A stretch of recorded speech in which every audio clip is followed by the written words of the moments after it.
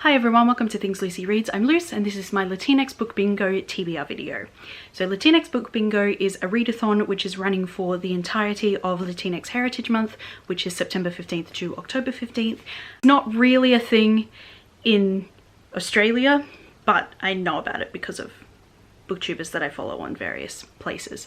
And it is hosted by Sophia from Bookish Wanderess, and Paula, whose Twitter handle is Guerrerar. I will link them both down below. That's a good pun.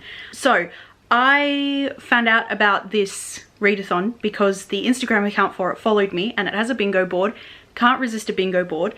And some of the books which I was already planning to read fit the prompts. So I've added a couple more and I'm going to get not a board blackout, but I am going to at least get 2 bingos, I think.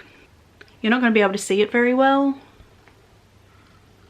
but that is the bingo board. I will link all of the sites for it down below, but I also just tell you the prompts.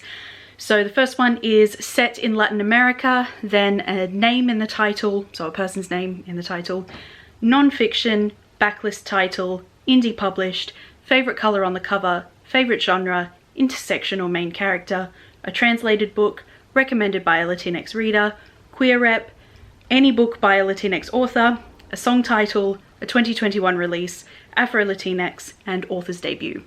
So the books that I'm planning to read. So the first book on my TBR is Wild Beauty by A.M. Macklemore, which I am reading for a secret TBR. This will cover me for the prompts: backlist title, intersection or main character, recommended by a Latinx reader, queer rep, any book by a Latinx author, a song title. I looked on Spotify and there are 3 songs called Wild Beauty, so that counts. And that is it. I thought there was one more, but that is all of them. Also, most of the prompts covered by that book are also covered by 2 other books on the TBR, so it will just depend on which one I get through, although I am anticipating getting through all of them. The next book on my TBR, which I do not have a physical copy of yet, but I will be getting one very soon. It's just in the mail. Until then, I have the ebook copy, which I did pre-order, and it is 1500 Miles from the Sun by Johnny Garzavilla, which came highly, highly recommended by Audrey at Perpetual Pages, who recommended pretty much all of these books, actually. So this one will cover me for, again, intersectional main character, recommended by a Latinx reader, queer representation, any book by a Latinx author, and also 2021 release and author's debut.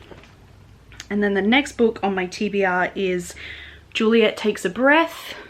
This is a little bit of a contentious one. So this is a copy that I've had from NetGalley for years and I've never gotten around to reading. So I'm going to count this for the prompt indie published because at that point it was indie published. It has since been picked up by Penguin, I think. So Juliet Takes a Breath will cover me for name in the title, indie published, intersectional main character, again recommended by a Latinx reader, again queer rep, any book by a Latinx author, and also author's debut. And then the last book on my TBR I have as an audiobook, and it is With the Fire on High by Elizabeth Acevedo.